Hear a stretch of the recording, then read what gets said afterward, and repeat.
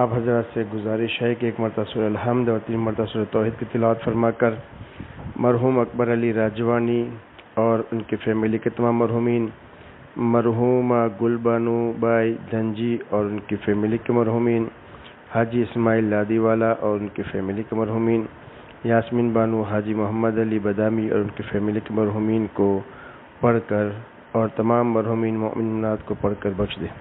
بسم اللہ الرحمن الرحیم، الحمدللہ رب العالمین الرحمن الرحیم مالک یوم الدین، ایاک نعبد و ایاک نستعین، اہدنا الصراط المستقیم صراط الذین انعمت علیہم غیر المغضوب علیہم ولا الضالین۔ بسم اللہ الرحمن الرحیم، قل هو اللہ احد اللہ الصمد لم یلد ولم یولد ولم یکن له کفوا احد۔ بسم اللہ الرحمن الرحیم، قل هو اللہ احد اللہ الصمد لم یلد ولم یولد ولم یکن له کفوا احد۔ بسم اللہ الرحمن الرحیم، قل هو اللہ احد اللہ الصمد لم یلد ولم یولد ولم یکن له کفوا احد۔ اللهم صل على محمد وآل محمد وعجل فرجهم۔ الہی بحق زہرا و ابیہا و بعلہا بنی میرے اللہ محمد و آل محمد کے صدقے میں اے میرے معبود اس سورہ الحمد اور تمام سورہ توحید کی تلاوت کا اجر و ثواب ان تمام مرحومین کو عنایت فرما۔ اللہم صل علی محمد و آل محمد وعجل فرجهم۔ فاتحہ۔ بسم اللہ الرحمن الرحیم، الحمد للہ رب العالمین الرحمن الرحیم مالک یوم الدین، ایاک نعبد و ایاک نستعین، اہدنا الصراط المستقیم صراط الذین انعمت علیہم غیر المغضوب علیہم ولا الضالین۔ لا حول ولا قوة الا باللہ العلی العظیم، حسبنا اللہ ونعم الوکیل ونعم المولا ونعم النصیر۔ اعوذ باللہ من الشیطان اللعین الرجیم، بسم اللہ الرحمن الرحیم۔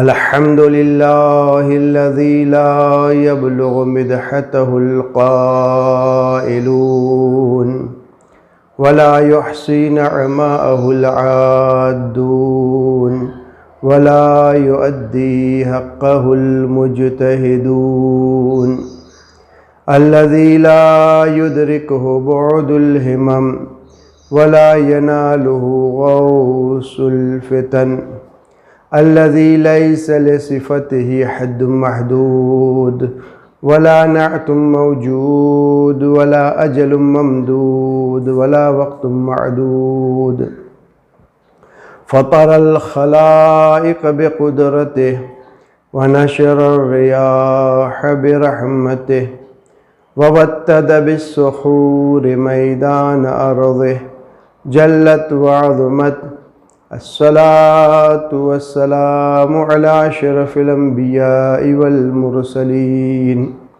وشفيع المذنبين ورحمة للعالمين وخاتم النبيين، مولانا مولاي الثقلين جد الحسن والحسين أبي القاسم محمد۔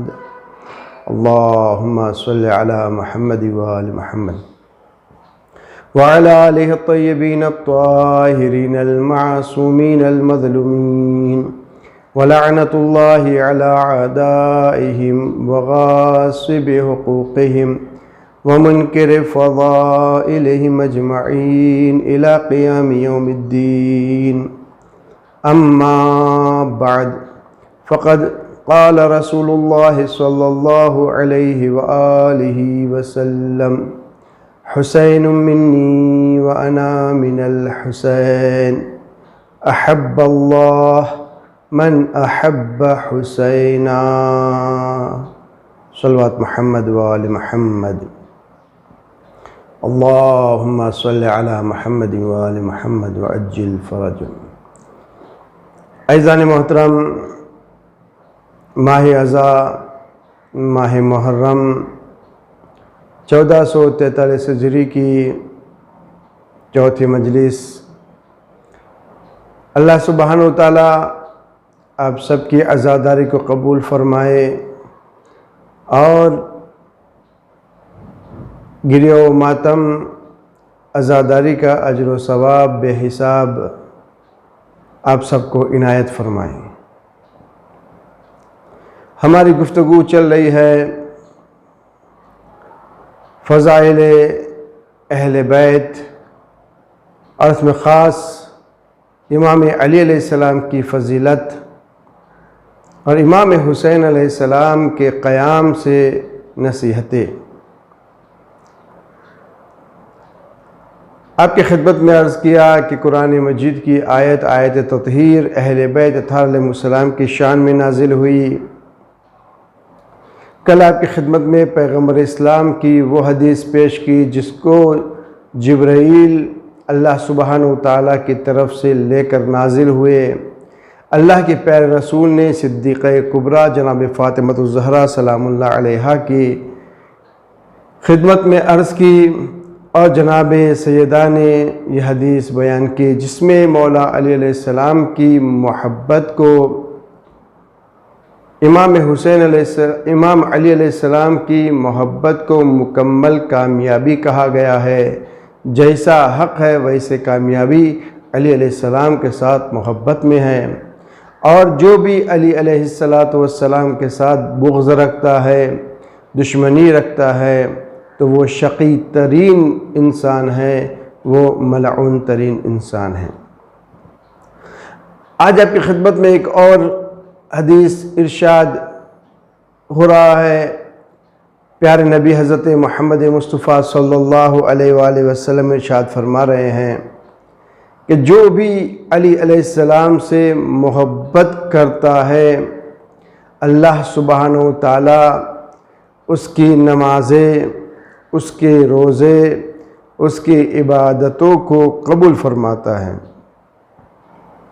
اور جو بھی دعا اللہ کی بارگاہ میں مانگے گا، اللہ سبحانہ وتعالی اس علی علیہ السلام کے ساتھ محبت کے ذریعے وہ دعائیں بھی قبول فرماتا ہے۔ یہ حدیث ارشاد القلوب صفحہ 235 میں ذکر ہے۔ یعنی اگر کوئی شخص امام علی علیہ السلام کے ساتھ محبت کرتا ہے اور محبت کے ساتھ مختصر معمولی عبادت بھی انجام دیتا ہے تو وہ اللہ کی بارگاہ میں قبول ہے۔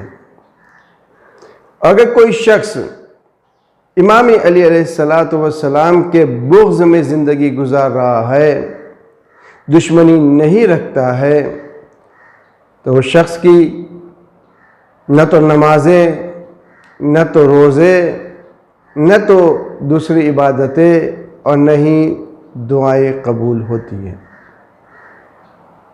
تو ہم اس نعمت عظمیٰ پر، بڑی نعمت محبت علی علیہ السلام جو ہمارے دل کے اندر ہے، اس پر جتنا بھی ہم شکر ادا کریں اتنا کم ہے، کیونکہ اللہ سبحانہ وتعالی نے ہمارے دلوں کو علی کی محبت سے منور فرمایا ہے۔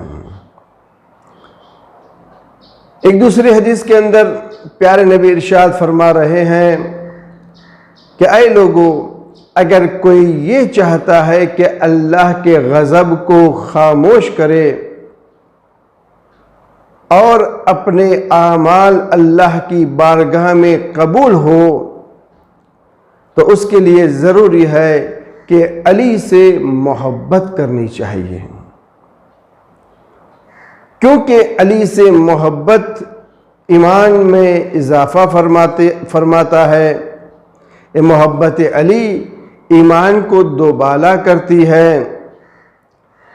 محبت علی کے ذریعے سے گناہ صاف ہو جاتے ہیں، معاف ہو جاتے ہیں، اور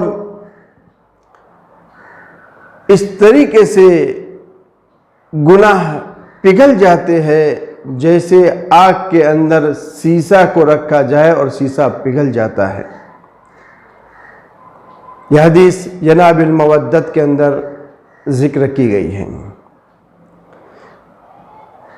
اس کا مختصراً مفہوم یہ ہوا کہ اگر علی علیہ السلام سے آپ محبت کر رہے ہیں تو اللہ سبحانہ و تعالیٰ اس کو پسند بھی کر رہا ہے، رسول بھی اس سے محبت کر رہے ہیں، جنت میں بلند درجے بھی نصیب ہوں گے، تمام امت کے اعمال کا ثواب بھی اس کو دیا جا رہا ہے، ایمان کے اوپر اس کو موت بھی نصیب ہوگی اور امن و امان اور سلامتی کے ساتھ اس دنیا سے جائے گا، غضب خدا سے محفوظ رہے گا۔ تو یہ ہے محبت علی علیہ السلام۔ محبت علی فقط محبت علی نہیں بلکہ ان کے بعد جو بھی معصومین ہیں، امام علی کے بعد امام حسن، امام حسین، امام زین العابدین، امام محمد باقر، امام جعفر صادق، امام موسیٰ کاظم، امام علی رضا، امام محمد تقی، امام علی النقی، امام حسن عسکری اور آخر حجت امام مہدی قائم علیہ السلام، ان تمام کی محبت وہ گلدستہ ہے کہ اگر ان میں سے کسی ایک کو بھی ادھورا کر دیا جائے تو یہ گلدستہ اس کے اندر کمی آ جائے گی۔ تو ان تمام کی محبت، 14 معصومین علیہم السلام کی محبت ہمیں اس دنیا کے اندر بھی کامیابی اور آخرت میں بھی کامیابی دلاتی ہے۔ صلوات محمد و آل محمد۔ اللہم صلی علی محمد و آل محمد وعجل فرجہم۔ ہم گفتگو جو کر رہے تھے دوسرے حصے میں، وہ گفتگو کہ امام حسین علیہ السلام نے قیام کیوں فرمایا، کیا ضرورت آن پڑی کہ امام حسین علیہ السلام کو مدینہ چھوڑنا پڑا، اللہ کے گھر کو ترک فرمایا اور کربلا کو بسانا پڑا۔ امام حسین علیہ السلام نے اپنے اقوال میں، اپنی تقریروں میں، اپنے خطوط میں اس کے عوامل بیان فرمائے ہیں کہ کیوں میں مدینے کو ترک کر رہا ہوں، میں نے کیوں مدینے کو چھوڑا اور کس بنا پر مدینے کو چھوڑ کر اللہ کے گھر خانہ کعبہ پہنچا اور اس کو کیوں چھوڑا اور کیوں کربلا پہنچا۔ پہلی چیز آپ کی خدمت میں عرض کی کہ یزید مکمل دین کے اندر تبدیلی چاہ رہا تھا، اپنی شہوت پرستی کا نام دین بنا رہا تھا، اپنے خراب اور نجس کاموں کو دین کی صورت دے رہا تھا۔ تو اس دین کو بچانے کے لیے، دین کے اندر جو بدعتیں ہو رہی تھی اس کو دور کرنے کے لیے امام حسین علیہ السلام نے قیام فرمایا۔ دوسری چیز کہ سماج میں، لوگوں میں دین کم رنگ ہو رہا تھا، دین کی اہمیت گھٹ رہی تھی، دین فقط نام کا دین رہ گیا تھا۔ تو امام حسین علیہ السلام نے دیکھا کہ جس دین کو لانے میں ہمارے جد نے بلکہ 1,24,000 انبیاء نے محنت کی ہے، اب وہ دین کو بچانے کا وقت آ گیا ہے۔ دین کو ہلکا سمجھا جا رہا تھا، اس دین کے اندر اگر کوئی چیز کسی کو شامل کرنا رہتی تھی تو فوراً دین کا نام دے کر اس چیز کو شامل کر رہا تھا، اور یزید اس طریقے سے اعمال کر کے دین کو ہلکا سمجھ رہا تھا۔ تو ہم نے آپ کی خدمت میں عرض کیا کہ دین جس کے اندر اللہ سبحانہ و تعالیٰ کی طرف سے احکام بیان ہوئے ہیں، ہر چیز اس کے اندر موجود ہے، اللہ سبحانہ و تعالیٰ کی طرف سے رسول نے کوئی بھی چیز دین کے اندر نہیں چھوڑی ہے، اس دین کو اب کسی نئی چیز کی ضرورت نہیں ہے۔ بعض تاریخ میں ملتا ہے، بعض حضرات نے، ایک خلیفہ صاحب نے تو اعلان فرمایا کہ میں اس دین کے اندر جو نبی لے کر آئے تھے میں اس کو اس دین میں سے حذف کرتا ہوں، ختم کرتا ہوں، اور جو نبی نہیں لائے تھے اس کو اس دین کے اندر شامل کرتا ہوں۔ کیا کبھی کسی نے دیکھا تاریخ کے اندر کہ پیارے نبی حضرت محمد مصطفیٰ صلی اللہ علیہ وآلہ وسلم نے نماز پڑھتے وقت ہاتھ کو باندھا ہو؟ نہیں، پہلے خلیفہ کے دور میں بھی نماز میں ہاتھ کو نہیں باندھا گیا، دوسرے خلیفہ کے زمانے میں بھی کچھ عرصے کے بعد یہ چیز شامل کر دی گئی، تو بدعتیں بڑھ گئی۔ لیکن سوال یہ ہے کہ یہ لوگ جب دین کے اندر حاکم ہو، خلفاء ہو، جب دین میں کوئی چیز شامل کرتے ہیں تو پھر لوگوں کا کردار کیا ہونا چاہیے؟ یا دوسرے الفاظ میں کہا جائے کہ جب ایک سماج میں غلط چیز ہو رہی ہو، خراب چیز ہو رہی ہو، تو اس کا ذمہ دار کون ہے؟ فقط جو کرنے والا ہے وہی نہیں؟ عزیزان محترم، کرنے والا، غلط کرنے والا وہ تو ذمہ دار ہے ہی، لیکن ساتھ میں وہ افراد بھی ذمہ دار ہے کہ جنہوں نے اس غلط چیز کو ہوتے ہوئے دیکھا اور خاموش رہے۔ ان کی ذمہ داری تھی کہ غلط بات کو روکے، ان کی زبان ہلانے سے وہ غلط بات رک سکتی تھی، ان کے عمل سے یہ خراب چیز بند ہو سکتی تھی، لیکن جب نہیں رکے، جب نہیں کہا تو غلط بات آگے بڑھتی گئی۔ یہ جرأت کیسے آئی امام حسین علیہ السلام کو شہید کرنے تک؟ یہ اسی بنا پر کہ جو لوگ اس زمانے میں علماء تھے یا عالم، یا وہ لوگ جو پبلک میں تھے، یا وہ لوگ جن کی اگر کچھ بولتے تو ان کی بات مانی جاتی، ایسے افراد خاموش ہوئے، اور خاموشی کے نتیجے میں اتنی بات بڑھ گئی کہ فرزند رسول کو شہید کر دیا گیا۔ دیکھیں تاریخ کے اندر کچھ مثالیں پیش کرتا ہوں۔ امام علی علیہ السلام ارشاد فرماتے ہیں کہ اگر جو 4 طرح کے لوگ اپنی ذمہ داری کو صحیح طریقے سے انجام دے تو ان کا دین بھی محفوظ ہے اور ان کی دنیا بھی محفوظ ہے۔ یہ 4 طرح کے لوگ اپنی اپنی ذمہ داری کو مکمل کرنا ہے۔ اگر یہ 4 چیز مضبوط ہے، ذمہ داری انجام دے رہے ہیں، تو سماج میں، لوگوں میں برائیاں کم رنگ ہو جاتی ہے، ختم ہو جاتی ہے۔ پہلی روایت کرنے ملتا ہے، اے جابر، دین اور دنیا 4 چیزوں کے ساتھ مضبوط بنتی ہے۔ پہلی کہ جب عالم اپنے علم پر عمل کرے اور اپنی ذمہ داری کو پوری کرے۔ جو جانتا ہے اگر وہ جو نہیں جانتا ہے اس کو اپنی بات کو بتائے، پھر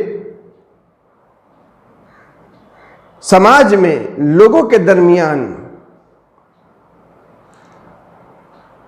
جو خرابیاں ہے وہ آہستہ آہستہ ختم ہو جاتی ہے. لیکن اگر جاننے کے باوجود خاموش رہے. عزیزان محترم، یہ عاشورہ کا جو یہ واقعہ رونما ہوا، ان کی بھی غلطی تھی کہ جو لوگ جانتے تھے کہ فرزند رسول خدا امام حسین یہ بہت ہی با احترام شخصیت ہے، بہت ہی محترم شخصیت ہے، ان کو لوگ جانتے تھے، لیکن جب وقت آیا تو انہوں نے خاموشی اختیار کی. عبداللہ ابن عمر اپنے زمانے میں بڑی شخصیت رکھتے ہیں، ان کو لوگ صحابی رسول کہتے ہیں. اگر وہ اپنی زبان چلاتے تو ہو سکتا تھا کچھ نہ کچھ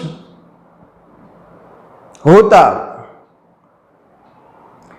ایک مرتبہ آتے ہیں، امام حسین علیہ السلام کے سینے پر بوسہ دیتے ہیں، اور بوسہ دینے کے بعد کہتے ہیں کہ یہ وہ جگہ ہے جہاں پر اللہ کے رسول بوسہ دیا کرتے تھے. یعنی امام حسین علیہ السلام کے احترام کو جانتے ہیں، لیکن اس کے باوجود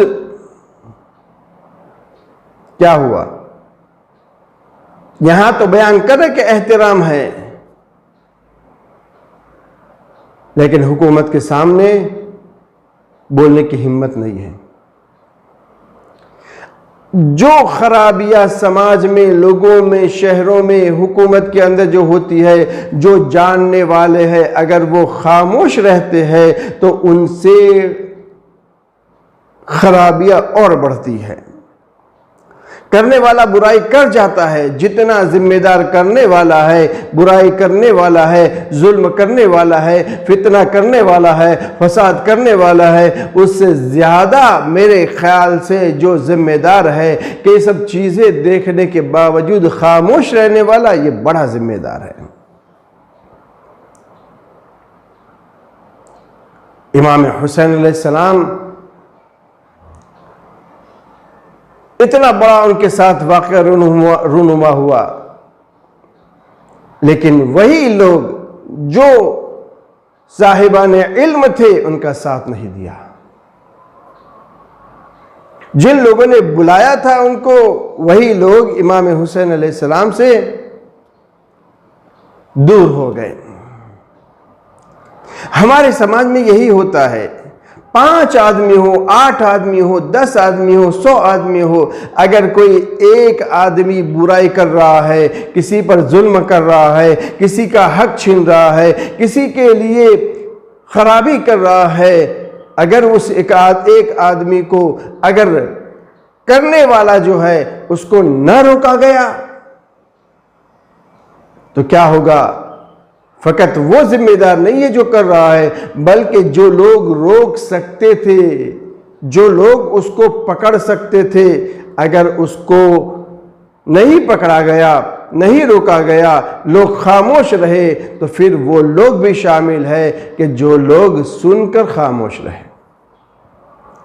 ذات وارثہ میں ہم پڑھتے ہیں لعن اللہ امتن قتلت کا، اللہ اس امت پر لعنت کرے کہ اے مولا جس کو آپ کو جس نے قتل کیا. لعن اللہ امتن ظلمت کا، اے مولا جس نے آپ پر ظلم کیا اس کے پر لعنت. یہ دونوں سمجھ میں آیا؟ قتل کیا، ظلم کیا، اس کے پر لعنت. اب کیا؟ لعن اللہ امتن سمعت، اس پر لعنت کہ جس نے اس تمام چیزوں کو سنا، ورضیت بے، اور اس پر خوش ہو گیا، راضی ہو گیا. یعنی اگر خرابی ہو رہی ہے اور اس میں اگر کوئی خاموش ہے، اس کا مطلب ہے کہ وہ بھی اس کے کام کے اندر شامل ہے. اس کے اوپر بھی اللہ کی لعنت ہو رہی ہے۔ تو سماج میں امام علیہ السلام فرما رہے کہ 4 افراد، 4 طرح کے لوگ اپنی ذمہ داری پوری کریں گے تو ان کا دین بھی محفوظ ہے، ان کی دنیا بھی محفوظ ہے۔ پہلا کون ہے؟ عالم ہے۔ اور جو لوگ یہ سمجھ رہے کہ میں بولوں گا تو کیا ہوگا، میرے اکیلے سے کیا ہونے والا ہے، اپنے اکیلے سے کچھ ہو یا نہ ہو، لیکن آپ نے اپنی ایمانداری کا ثبوت دیا ہے، آپ نے اپنی ذمہ داری پوری کی ہے۔ جناب عبداللہ ابن عفیف آپ جانتے ہیں کون ہیں؟ امام علی علیہ السلام سے محبت کرنے والے صحابی ہمیشہ یہ دعا کرتے تھے کہ ان کو شہادت نصیب ہو، امام کے ساتھ ان کی رقاب میں شہادت نصیب ہو، لیکن جنگ میں آنکھ اندھی ہو گئی، شہادت نہیں ملی۔ ہمیشہ دل میں دعا کیا کرتے تھے کہ شہادت نصیب ہو، لیکن ایک وقت وہ آیا کہ جب ابن زیاد ملعون اعلان کرتا ہے، امام حسین علیہ السلام کے بارے میں برے الفاظ کہتا ہے، تو اس وقت یہ عبداللہ ابن عفیف جو امام کے سچے صحابی تھے ایک مرتبہ کھڑے ہو جاتے ہیں۔ اس تمام مجمع کے اندر یکو تنہا ہے، ان کے ساتھ کوئی نہیں ہے، گھر میں بھی فقط ایک چھوٹی سی بچی ہے اور کوئی نہیں ہے۔ وہ کھڑے ہو جا کر کہتی ہے کہ اے ابن زیاد، جو تو کہہ رہا ہے فرزند رسول کے بارے میں، جو تو غلط بیان کر رہا ہے، یہ سب تیری غلطی ہے۔ حسین تو پاک و پاکیزہ ہے، حسین سچائی کا نمونہ ہے۔ میں نے دیکھا ہے کہ حسین علیہ السلام رسول اسلام ان سے محبت کیا کرتے تھے۔ یعنی امام حسین علیہ السلام کے فضائل اس دشمن خاص کے سامنے بیان کرنا شروع کر دیا۔ تو کیا اس کا اثر ہوا کہ نہیں ہوا؟ ہاں، بے شک اثر ہوا۔ دوسری مثال، پیارے نبی کے صحابی ابو برزہ یزید ملعون کے دربار میں جب وہ شرابی کبابی امام حسین علیہ السلام کے سر کے ساتھ گستاخی کر رہا تھا، اس وقت جب ان کی نظر پڑی تو انہوں نے یہ نہیں دیکھا کہ میرے ساتھ کون آ رہا ہے کون نہیں آ رہا ہے، میرا ساتھ کوئی دے گا یا نہیں دے گا، اور فوراً کہا کہ تو جس سر کی بے حرمتی کر رہا ہے یہ سر مقدس سر ہے، میں نے خود نبی کو اس سر حسین سے بوسہ دیتے ہوئے دیکھا ہے، تو جس ہونٹوں کی اپنی چھڑی کے ذریعے سے بے حرمتی کر رہا ہے، میں نے اسی ہونٹوں کو پیارے نبی کو چومتے ہوئے دیکھا ہے۔ یزید کے دربار کے اندر جو ظالم ہے، جو ظلم کرنے والا قاتل ہے، لیکن اس کے دربار میں بھی اکیلے کھڑے ہو گئے ابو برزہ۔ اگر کوئی یہ سوچے کہ میں اکیلا کیا کر سکتا ہوں، کوئی غلط ہو رہا ہے تو اکیلا نہیں دیکھنا ہے، اگر حق ہے تو حق کے ساتھ رہنا ہے۔ حق کے ساتھ اگر آپ ہے تو پھر آپ کی ذمہ داری ہے کہ آپ آگے بڑھے۔ سید سجاد دشمن یہ سمجھ رہا تھا کہ مکمل ٹوٹ چکے ہیں، جناب زینب مکمل ٹوٹ چکی ہے اتنی شہادتوں کے بعد، لیکن سید سجاد نے بھی اپنے خطبوں سے لوگوں کو للکارا، جناب زینب نے بھی اپنے خطبوں سے لوگوں کو بتایا، اور یہ بتانا، یہ کہنا اتنا فائدے مند ہوا کہ خود یزید کے گھر کے اندر انقلاب آ گیا۔ کیا انقلاب آیا؟ یزید کی بیوی جو تھی وہ خود امام حسین علیہ السلام کے سر کو لیتی ہے، اور لینے کے بعد اس کو معطر کرتی ہے، صاف کپڑے میں رکھتی ہے اور رکھنے کے بعد اس کو سجاتی ہے۔ کیا انقلاب آیا بولنے کا؟ اثر کیا ہوا؟ دیکھو یہ نہ سمجھے کہ میں بولوں گا تو اس کا اثر نہیں، اثر ہوگا۔ کیا اثر ہوا؟ جب شام سے رہائی ملی، تو کیسے رہائی ملی؟ یہ خطبات کے اثر تھے، یہ لوگوں نے جو بیان کیا اس کا اثر تھا کہ اب جب رہائی ملی تو رہائی عزت کے ساتھ رہا ہو رہے ہیں۔ جب کربلا سے آئے تھے اونٹوں کے اوپر، بے کجاوا اونٹ تھے، اونٹوں کے اوپر کچھ نہیں تھا، لیکن اب جب شام سے رہائی ہوئی، اونٹ بھی ہے، اس کے اوپر محملیں بھی رکھی گئی ہیں۔ امام حسین علیہ السلام کے سر کو صاف کرنے کے بعد حوالے کر دیا گیا اور واپس کربلا میں جا کر دفن کرنے کی اجازت بھی مل گئی۔ یہ ہے زبان سے نکلے ہوئے الفاظ کا اثر۔ تو عزیزان محترم، تو اگر کوئی جانتا ہے، کوئی عالم ہے، تو اس کی ذمہ داری بنتی ہے کہ وہ خاموش نہ رہے، غلط ہے تو غلط کہے، چاہے وہ کسی بھی حالت میں ہو۔ اگر وہ خاموش رہتا ہے تو وہ ظلم کے اندر وہ بھی شریک رہتا ہے۔ کربلا میں یہی ہوا، امام حسین علیہ السلام نے قیام فرمایا، لیکن خاموش رہنے والے زیادہ تھے، امام حسین کے ساتھی بننے والے بہت کم تھے۔ تو مولانا فرمایا کہ 4 افراد وہ ہے کہ اگر وہ اپنی ذمہ داری پوری کرے تو ان کی دین بھی محفوظ ہے اور ان کی دنیا بھی محفوظ ہے۔ پہلا عالم کہ جو اپنے علم پر عمل کرتے ہوئے اپنی ذمہ داری کو پوری کرے۔ دوسرا جاہل کہ جو تعلیم حاصل کرنے سے گریز نہ کریں، یعنی جب اس کے اندر جہالت ہے تو جہالت کو دور کرنے کے لیے جو صحیح عالم ہے اس کے پاس جا کر سیکھے۔ جاہل ہے، جاہل ہونا عیب نہیں ہے، لیکن اس جہالت پر کہ اگر جاہل ہے تو اس کو نہ سیکھے، یہ عیب ہے۔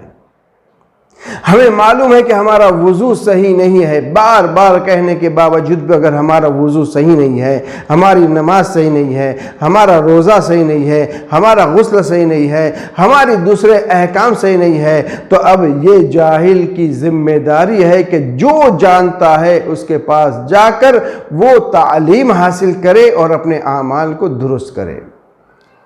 کونے میں بیٹھا رہے، خاموش رہے تو اس نے اپنی ذمہ داری کو مکمل نہیں کیا۔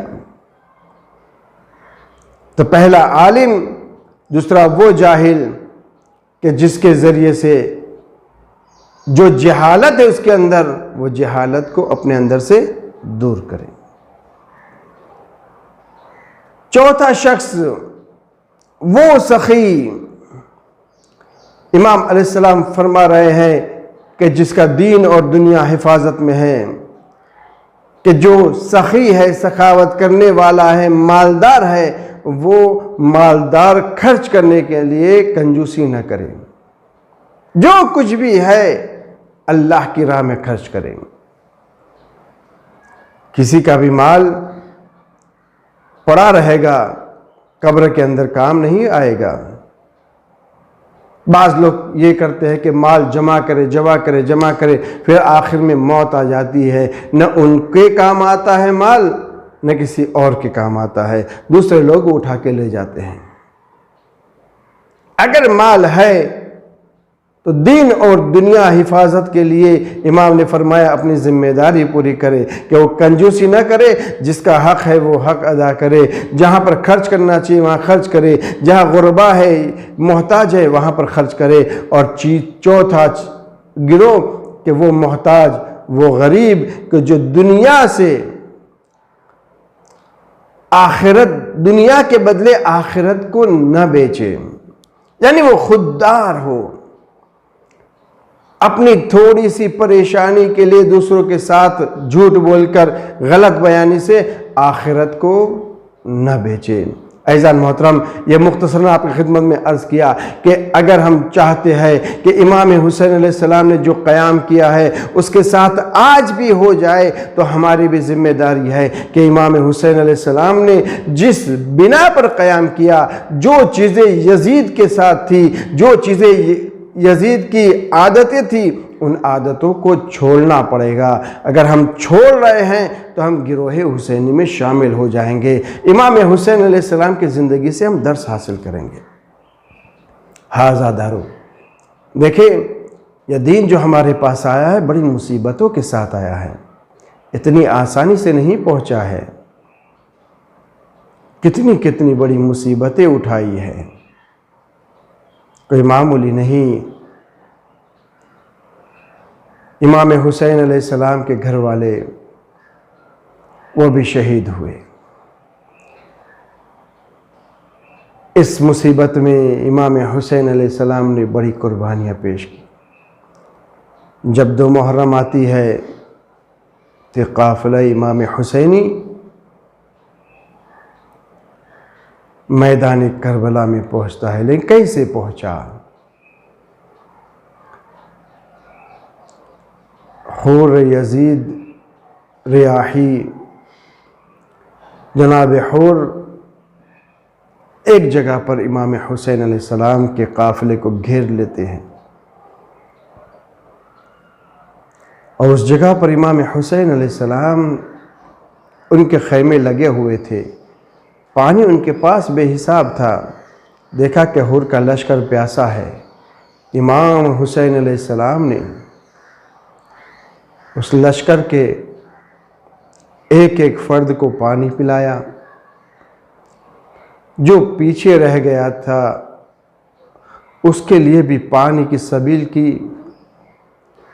جہاں رکے ہوئے تھے وہاں پر امام حسین علیہ السلام نے نماز ادا کی، اور حر کے لشکر نے، جبکہ دشمن تھے، وہ احترام امام حسین ان کے دل کے اندر باقی تھا۔ امام حسین علیہ السلام کے پیچھے نماز ادا کی۔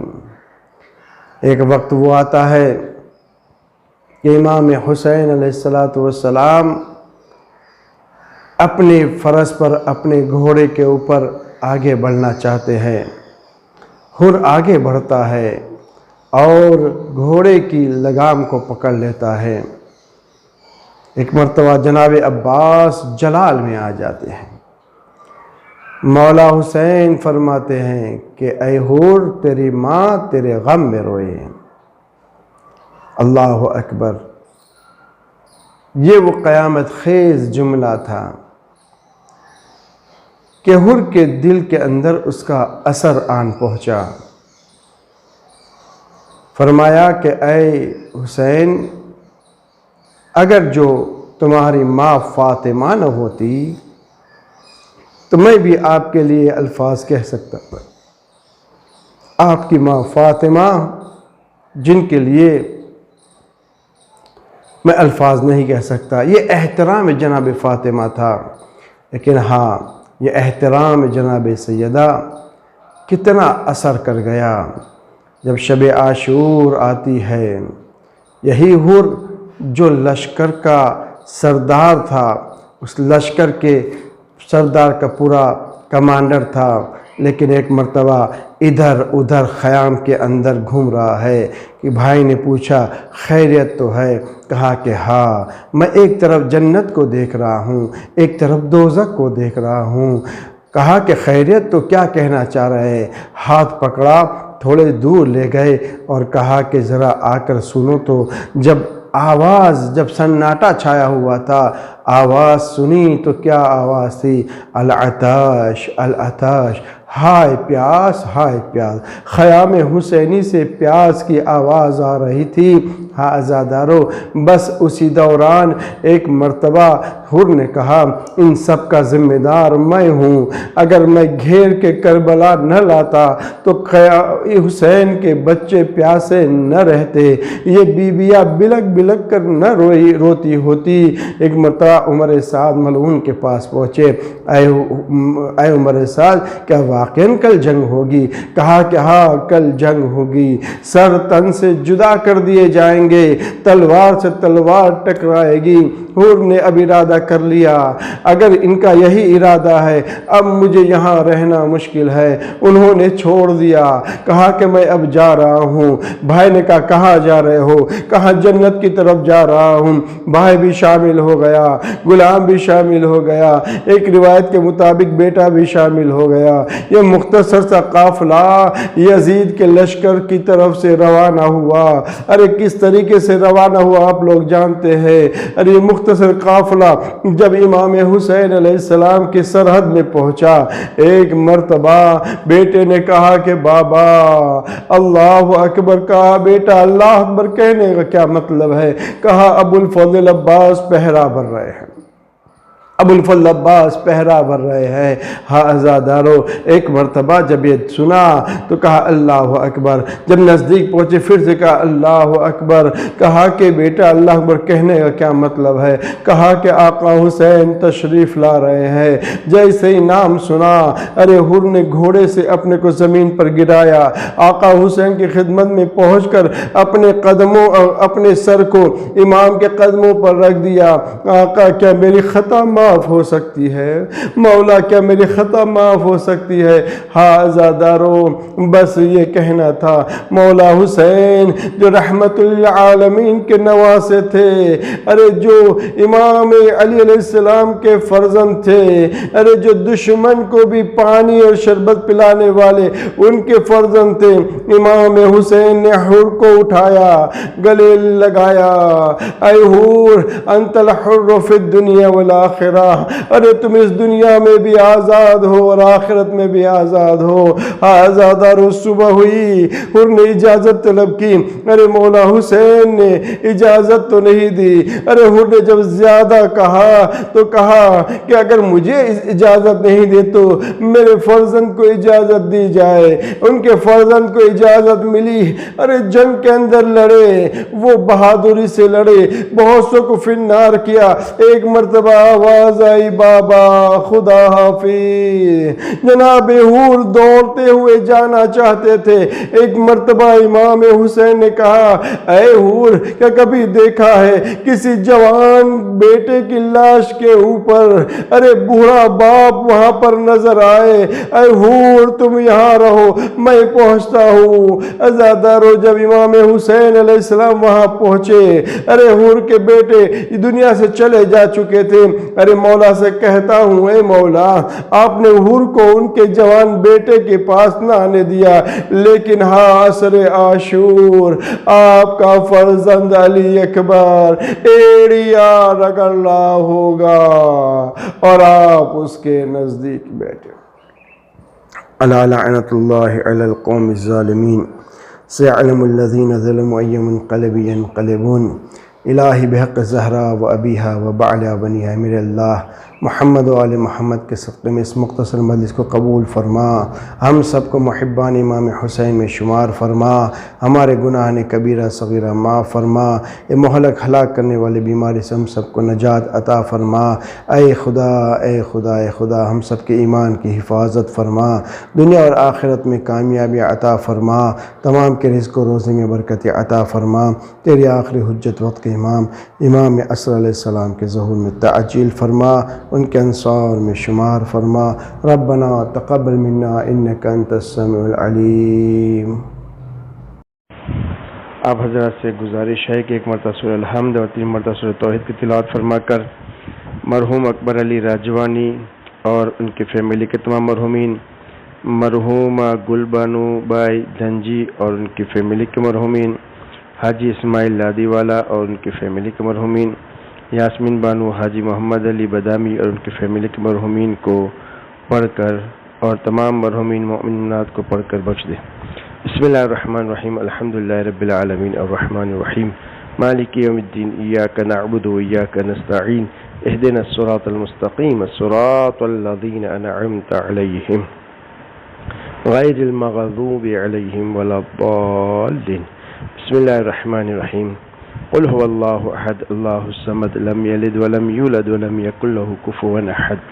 بسم اللہ الرحمن الرحیم، قل هو الله احد الله الصمد لم يلد ولم يولد ولم يكن له كفوا احد بسم الله الرحمن الرحيم قل هو الله احد الله الصمد لم يلد ولم يولد ولم يكن له كفوا احد اللهم صل على محمد وآل محمد وعجل فرجهم الہی بحق زہرا و ابیہا و بعلہا بنی میرے اللہ محمد و آل محمد کے صدقے میں اے میرے معبود اس سورہ الحمد اور تمام سورہ توحید کی تلاوت کا اجر و ثواب ان تمام مرحومین کو عنایت فرما اللہم صلی علی محمد و آل محمد وعجل فرجهم